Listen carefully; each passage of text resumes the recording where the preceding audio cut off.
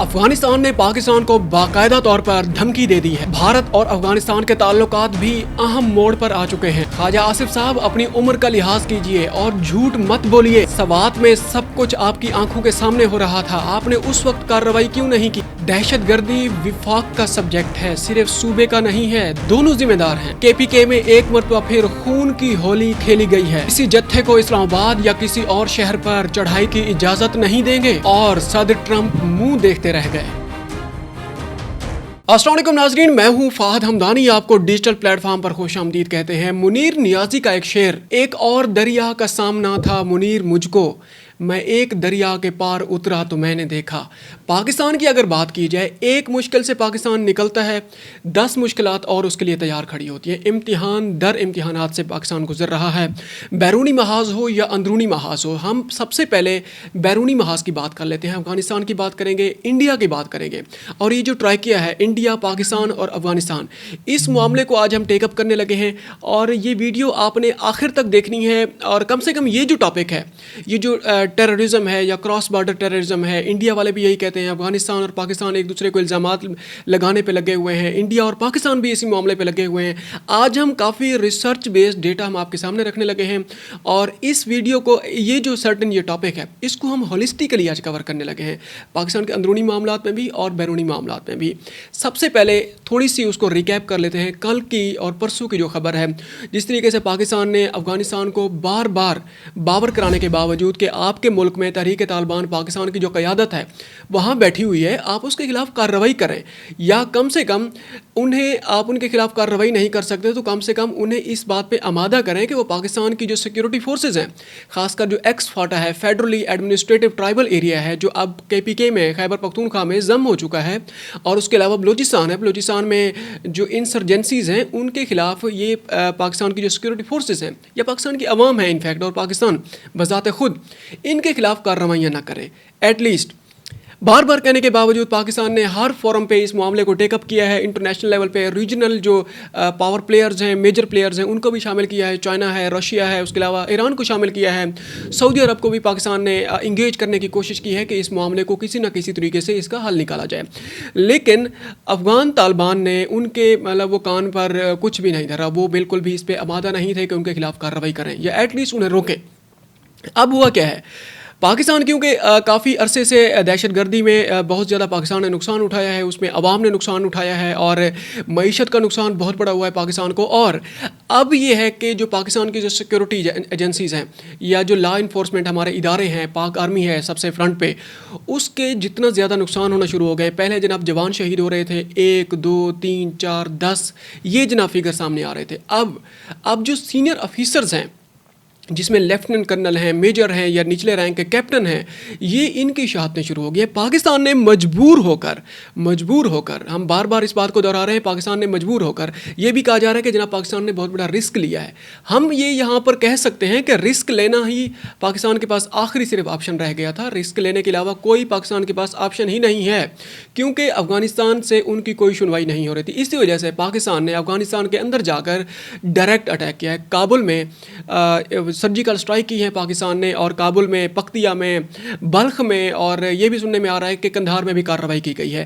یہ جو ریکیپ ہم نے آپ کے سامنے رکھا ہے۔ اچھا، اس کا جو دوسرا اینڈ ہے، کل کے ولاگ میں بھی ہم نے آپ کے سامنے رکھا تھا، وہ یہ ہے کہ افغان طالبان نے اپنے جو تحریک طالبان پاکستان کی قیادت ہے ان کے خلاف کارروائی کرنے کی بجائے اس نے اشرف غنی والا رویہ اپناتے ہوئے باقاعدہ طور پر پاکستان، حالانکہ طالبان کی مدد کرنے والا پاکستان وہ ملک ہے جو طالبان کو حکومت میں لانے میں کلیدی کردار ادا کرنے والا ملک ہے، جو کہ پاکستان کو اس کی بہت بڑی قیمت بھی چکانا پڑی ہے، اور ڈونلڈ ٹرمپ نے بھی اس بات کا اعتراف کیا ہے، اور یہ ہے کہ ساری دنیا جانتی ہے کہ پاکستان نے اندر کھاتے کون سی انہیں گیم چلائی ہے۔ اچھا خیر، اپنے مفادات کے لیے انسان کچھ بھی کر گزرتا ہے، اور ریشنل اینڈ پہ سارا کچھ کیا ہے، قومی مفادات پہلے نمبر پر آتے ہیں۔ اچھا، افغان طالبان نے اب باقاعدہ طور پر انڈیا کا رخ کر لیا ہے۔ انڈیا میں آج کل جو ہیں ان کے جو ہیں وزیر خارجہ ہیں امیر خان متقی، انڈیا کے دورے پر گئے ہوئے ہیں، اور انڈیا میں بہت سارے ان معاملات کو سامنے رکھا گیا ہے۔ جیسے ہی امیر خان متقی انڈیا کے دورے پر گئے ہیں، اور ادھر سے پاکستان کی کافی ساری شہادتیں بھی ہو رہی تھیں لا انفورسمنٹ ایجنسیز کی، آرمی کی طرف سے، آرمی کے اینڈ پہ، اور پاکستان نے ان وجوہات کو سامنے رکھ کے کہا کہ جو افغان طالبان ہیں وہ انڈیا چلے گئے، اور پاکستان افغانستان چلا گیا ہے. اب یہ جناب اس کے اوپر شاید سرخیاں لگی ہوئی ہیں انڈیا ٹوڈے اور اس کے علاوہ پاکستان ان کے بہت سارے جو لیڈنگ چینلز ہیں اس پر بھی جناب یہی چل رہا ہے کہ طالبان انڈیا آ گئے اور پاکستان افغانستان چلا گیا ہے. اب اس بات کو ہم پہلے کور کر لیتے ہیں، پھر ہم پاکستان کا رخ کریں گے. تھوڑا سا آپ کو ہم نے بور کرنے کی کوشش کی ہے، پوری امید ہے کہ آپ بور نہیں ہوئے ہوں گے اور انگیج رہیں گے ہمارے ساتھ. ہم تھوڑا سا اپنی مین اب خبر کی طرف واپس آتے ہیں، آج کی جو لیٹسٹ ہے. اچھا، اب یہ ہے کہ جناب امیر خان متقی جو کہ انڈیا کے دورے پر گئے ہوئے ہیں اور انہوں نے وہاں بیٹھ کے باقاعدہ طور پر پاکستان کو دھمکی دی ہے. کیا انہوں نے دھمکی دی ہے؟ انہوں نے کہا ہے کہ ان کا جو کوٹ ان کوٹ ان کا بیان ہے وہ ہم آپ کے سامنے رکھتے ہیں. ہم جیسے بھارت کے ساتھ اچھے تعلقات چاہتے ہیں ویسے پاکستان کے ساتھ بھی اچھے تعلقات چاہتے ہیں، لیکن ہماری خواہش یہ ہے کہ ایسی غلطی مطلب کابل پر حملے کو نہ دہرایا جائے، ایسی غلطی کو نہ دہرایا جائے. افغانوں کے حوصلے مت آزمائیں. افغانیوں کے ساتھ چھیڑ چھاڑ کرنے سے پہلے انگریزوں سے پوچھ لیں، سوویت یونین، روس اور امریکہ سے پوچھ لیں، تاکہ وہ آپ کو سمجھائیں کہ افغانستان کے ساتھ چھیڑ چھاڑ کرنا اچھا نہیں ہے. اس میں کوئی شک نہیں ہے کہ پاکستان نے بہت بڑا رسک لیا ہے اور رسک لینے کے علاوہ پاکستان کے پاس کوئی چارہ نہیں تھا. یہ ڈو اور ڈائی کا معاملہ ہے، مطلب it is a matter of life and death for Pakistan.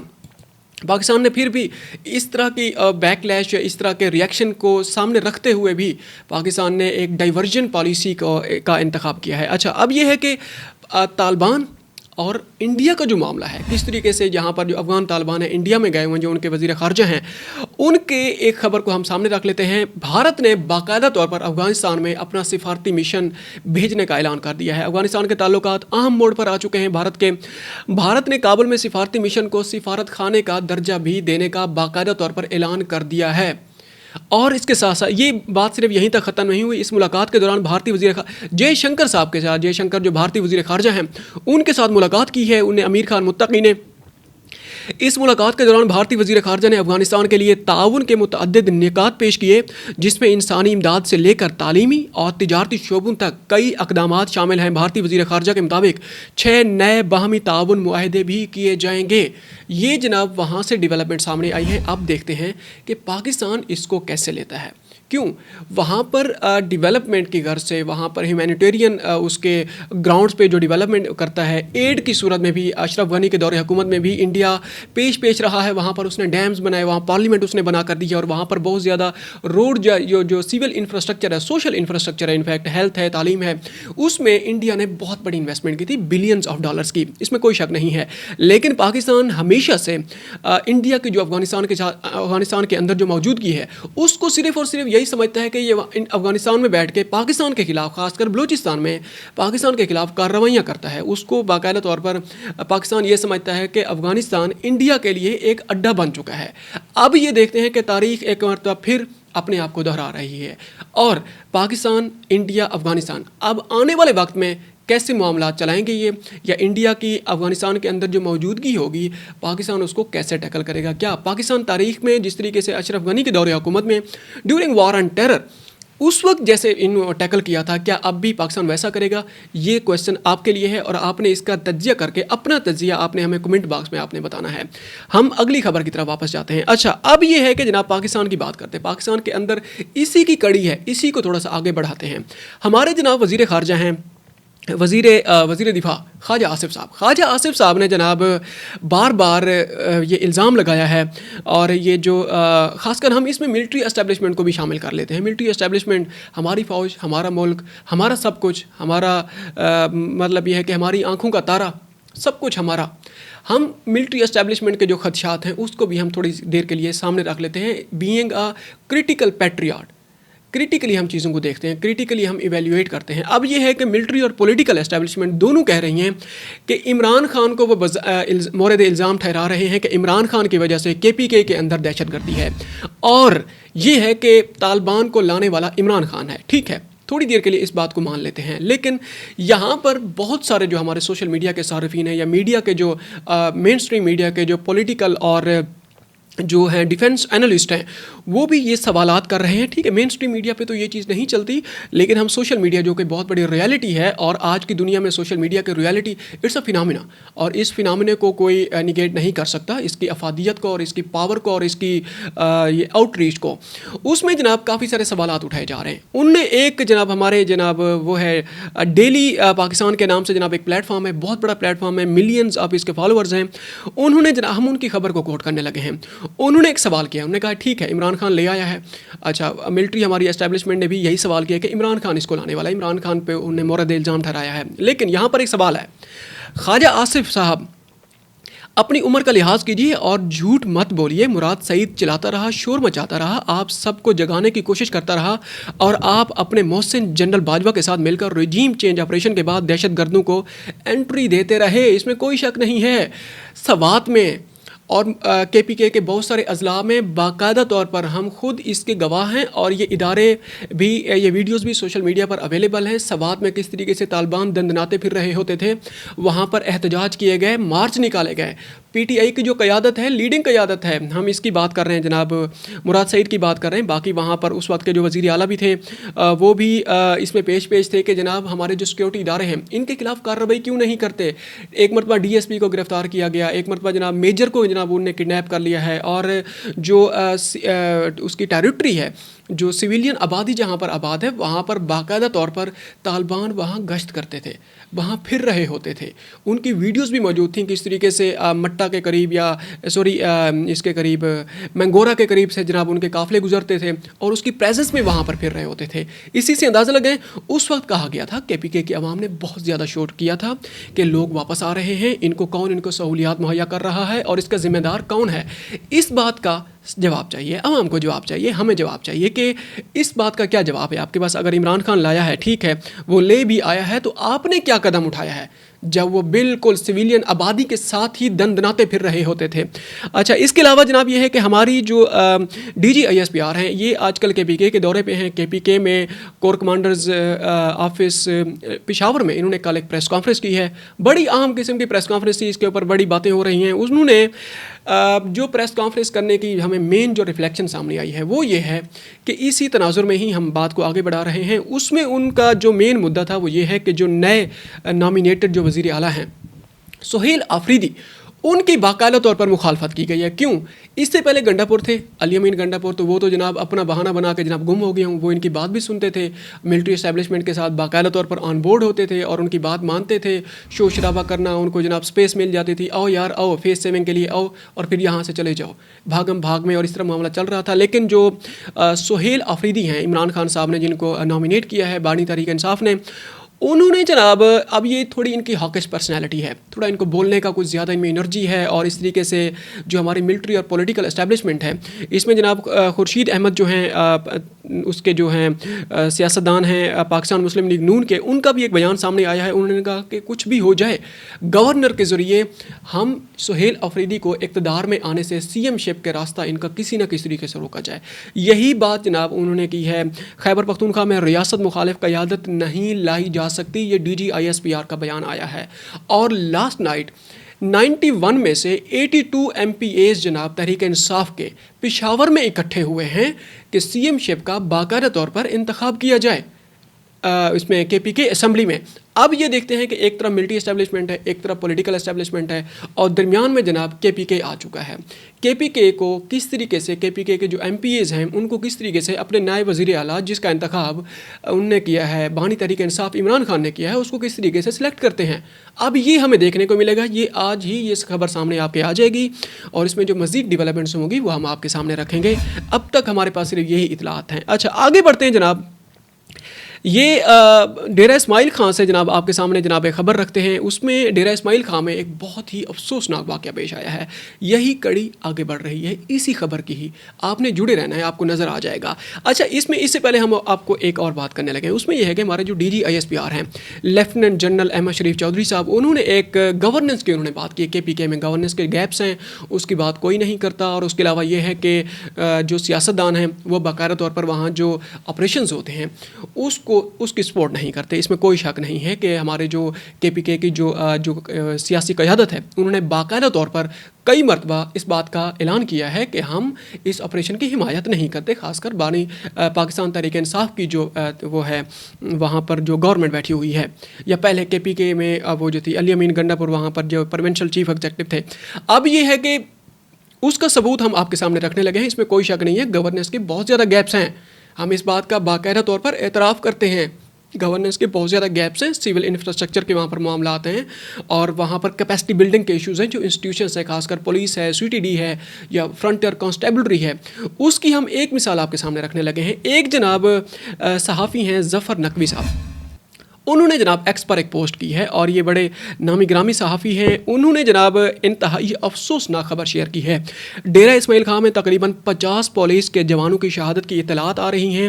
بہت بڑا نقصان ہے. 7 خوارج بھی جہنم واصل ہو چکے ہیں. ستم ظریفی یہ ہے کہ پولیس ٹریننگ سینٹر کی عمارت 4 دیواری گیٹ بہت ہی کمزور حالت میں تھے.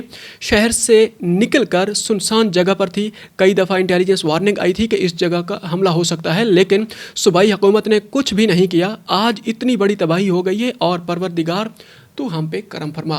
یہ کیا ہوا ہے کہ وہاں پولیس ٹریننگ سکول ہے ڈیرہ اسماعیل خان میں. ڈیرہ اسماعیل خان وہ ڈسٹرکٹ جس سے وزیر اعلیٰ ہے علی امین گنڈا پور, جو سابقہ وزیر اعلیٰ تھے KPK کے, ڈیرہ اسماعیل خان سے تھے. اور یہ ہے کہ انہی کے ڈسٹرکٹ میں اتنا بڑا حملہ ہوا ہے.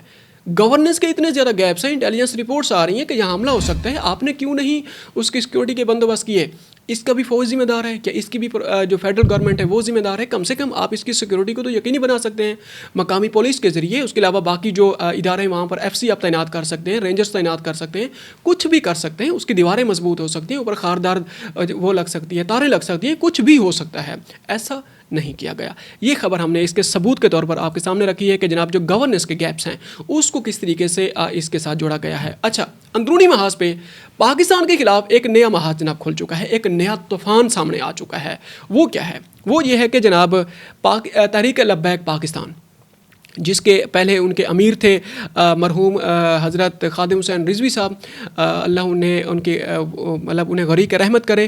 اب یہ ہے کہ ان کے جو صاحبزادے ہیں علامہ سعد حسین رضوی صاحب, حافظ سعد حسین رضوی صاحب, وہ جناب ان کے وہ ہیں ان کے امیر ہیں, اور انہوں نے فلسطین کاز کے لیے کسی احتجاج کا اعلان کیا تھا. کل کی خبر کو تھوڑا سا ہم ریکیپ کر لیتے ہیں. اس میں یہ ہے کہ جناب انہوں نے جو اعلان کیا ہے کہ ہم جناب فلسطین کے لیے وہ کریں گے, وہ احتجاج کریں گے, لیکن پاکستان کی گورنمنٹ نے فلسطین کا جو معاملہ ہے, اسرائیل کا معاملہ ہے, جو ویسٹرن جو ملٹری جو پولیٹیکل اسٹیبلشمنٹ ہے, ان کے ساتھ آج کل تھوڑا سا فلیکسیبلٹی شو کر رہا ہے پاکستان فلسطین کاز کے لیے, اور کوئی نہ کوئی راستہ نکال رہا ہے. کیونکہ ہزاروں نہیں لاکھوں لوگ, ملینز آف پیپل وہاں پر ڈسپلیس ہو چکے ہیں. وہاں پر بھوک ہے, افلاس ہے, غربت ہے, مطلب روزانہ کی بنیاد پہ درجنوں سینکڑوں لاشیں وہاں پر اٹھائی جا رہی ہیں. پاکستان نے بھی اسی وجہ سے ہیومینیٹیرین گراؤنڈز پہ تھوڑا سا فلیکسیبلٹی کا وہ کیا ہے, مظاہرہ کیا ہے فلسطین کے معاملے پر, غزہ کے معاملے پر. ہم کہہ سکتے ہیں کہ پاکستان نے ٹھیک کیا ہے. انہوں نے پولیٹیکلی پاکستان نے سوچا ہے, عوام کا سوچا ہے. وہاں پر تھوڑی دیر کے لیے آپ ہمیں سوچیں, ہم پہ اعتراض کریں گے, لوگ یہاں کمنٹ کریں گے, ہمیں گالیاں دیں گے, اس میں کوئی شک نہیں ہے کہ جناب اسرائیل نواز یہ باتیں کر رہے ہیں, دس دیٹ بلا بلا باتیں کریں گے, ہمیں پتہ ہے. لیکن تھوڑی دیر کے لیے آپ کو اگر وہاں بھیج دیا جائے غزہ میں, آپ کو پتہ چل جائے گا کہ حقیقت کیا ہے وہاں پر. یہاں بیٹھ کے صرف باتیں کرنا آسان نہیں ہے. آپ گراؤنڈ میں جائیں نا, آپ کو پتہ چلے کہ کھانا بھی نہیں ملتا, پانی بھی نہیں ہے, سونا بھی نہیں ہے, اور مسلسل خوف کی جناب وہاں پر علامت ہے. نہ بچے محفوظ ہیں, نہ بڑے محفوظ ہیں, نہ خواتین محفوظ ہیں, کوئی بھی محفوظ نہیں ہے. نہ ٹھکانہ ہے, نہ سونا ہے, نہ جاگنا ہے, کچھ بھی نہیں ہے. اس کے باوجود جناب پاکستان نے اگر یہ سٹینس اپنایا ہے, جس کا نتیجہ بھی نکلا ہے, باقی ممالک کے ساتھ مل کے, ترکیہ کے ساتھ مل کے, مصر ہے, قطر ہے, باقی ممالک, انڈونیشیا ہے, باقی ممالک بھی ساتھ ہیں. پاکستان کوئی وکھرا اس نے اپنا سٹانس تبدیل نہیں کیا. پاکستان نے باقی ممالک کی اجازت سے یا ان کو اعتماد میں لے کے, یہ سب نے ایک جوائنٹ ایک اس کے ذریعے جناب مشن کے ذریعے اس معاملے کو آگے بڑھایا ہے. اس کی جناب وہ جو تحریک وہ ہے لبیک پاکستان ہے, انہوں نے جناب کوئی مظاہرے کا اعلان کیا ہے, لیکن پاکستان نے ان کو کہہ دیا ہے کہ نہیں, وہاں پر سیز فائر ہو چکا ہے, وہ لوگ جشن منا رہے ہیں. اب کس چیز کا جناب کاز ہے فلسطین کاز؟ اب کس چیز کا احتجاج کرنے جا رہے ہیں؟ کیا آپ کے مقاصد ہے؟ کیوں آپ اسلام آباد کی طرف جناب مارچ کرنا شروع کر دیا ہے آپ نے؟ اسی وجہ سے پاکستان نے پروونشل جو گورنمنٹ ہے پنجاب کی, انہوں نے باقاعدہ طور پر تحریک لبیک پاکستان کا جو ہیڈ کوارٹر ہے, یہاں پر ان کی جو مسجد رحمۃ للعالمین ہے, चौक यतीम खाना के करीब लाहौर की हम बात कर रहे हैं। शहर लाहौर में बाकायदा उनके खिलाफ क्रैकडाउन हुआ है, उनको पकड़ा गया, उनको रोका गया, उनकी गिरफ्तारियाँ हुई हैं और बहुत ज़्यादा नुकसानात की भी इत्तलात सामने आ रही हैं। मुबैना तौर पर तकरीबन दोनों एंड्स पे हम अपने जो हमारे पुलिस के जवानान हैं उनके एंड पे भी काफ़ी ज़्यादा कैजुअल्टीज़ हुई हैं और दूसरे एंड पे भी बहुत ज़्यादा कैजुअल्टीज़ हुई हैं अब तक की इत्तलात के मुताबिक। अल्लाह मदद फरमाए हमारे जो अंदरूनी मामलात हैं, इस मामले को किसी न किसी तरीके से ये मामला ठंडे हो जाए। अंदरूनी महाज पे पाकिस्तान भी काफ़ी ज़्यादा इंगेज हो चुका है इस तरह के फ्रंट्स पर, लेकिन पाकिस्तान के पास अब रिस्क लेने और डिसीजन लेने और खड़ा होने और इनको रगड़ने और इनकी जो वो कहते हैं ना लूप होल्स हैं पाकिस्तान अंदरूनी महाज पे, इनको बंद करने की पोजीशन पे आ चुका है। फ़ौज, पॉलिटिकल एस्टेब्लिशमेंट है, मिलिट्री एस्टेब्लिशमेंट है, बिल्कुल किसी भी इंटरनल सॉवरेंटी है, either it is internal sovereignty और external sovereignty. Pakistan has become eight cross roads. कुछ भी हो जाए पाकिस्तान कंप्रोमाइज़ करने की पोजीशन में नहीं है। आखिर में जनाब एक छोटी सी एक और ख़बर आपके सामने रखते हैं। डोनाल्ड ट्रंप जो तकरीबन 6-7 जंगें भी रुकवा चुके हैं, और थोड़ा सा हम लाइटर नोट पे थोड़ा सा बात कर लेते हैं क्योंकि काफ़ी एक टेंस बात थी पिछले तकरीबन पूरे व्लॉग में। डोनाल्ड ट्रंप साहब जनाब मुंह देखते रह गए, उनको जनाब नोबेल अमन इनाम नहीं मिला। और ये है कि वेनेजुएला की मारिया कोरेटा नाचाडो ने जमहूरियत की जिदोजहद पर मिलने वाले नोबेल अमन इनाम को अमेरिकी सदर के साथ उन्हें मंसूब किया है कि उन्होंने काफ़ी सारी जंगें रुकवाई हैं और वो हमारे इत्तेहादी भी हैं। जनाब ये मारिया साहिबा जो है ना वेनेजुएला की, ये अपोजिशन के रहनुमा हैं, उनको जनाब ये अवार्ड मिला है और ट्रंप को अवार्ड नहीं मिला।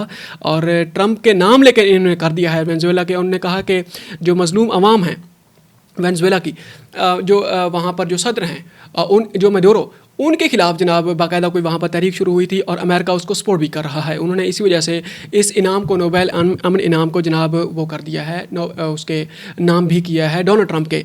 लेकिन वाइट हाउस के तर्जमान का भी बयान सामने आ चुका है। वाइट हाउस के तर्जमान ने कहा है कि नोबेल कमेटी ने एक बार फिर साबित कर दिया कि वो अमन पर नहीं बल्कि सियासत पर यकीन रखती है।